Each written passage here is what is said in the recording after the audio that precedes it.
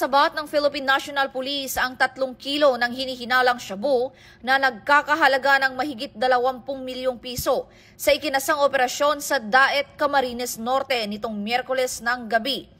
3 sospek ang naaresto matapos makuha ang siyam na nut-tied at 2 heat-sealed sachet ng iligal na droga. Ayon sa PNP, naging matagumpay ang operasyon dahil sa sabayang surveillance, maayos na koordinasyon at maagap na aksyon. Binahagi rin na Acting Chief PNP Police Lieutenant General Jose Melencio C. Nartates Jr. na patunay ito na kayang pigilan ng mahusay na intelligence ang mga drug network. Giit niya, hindi namin hahayaan na magkaroon ng puwang ang illegal drugs sa kahit anong komunidad. Dagdag pa ng PNP spokesperson na si Police Brigadier General Randolph Tuanyo, may direktang epekto ang kaligtasan ng bawat pamilya ang pag-alis ng ganitong halaga ng droga sa sirkulasyon, lalo't posibleng para ito sa supply sa Southern Luzon.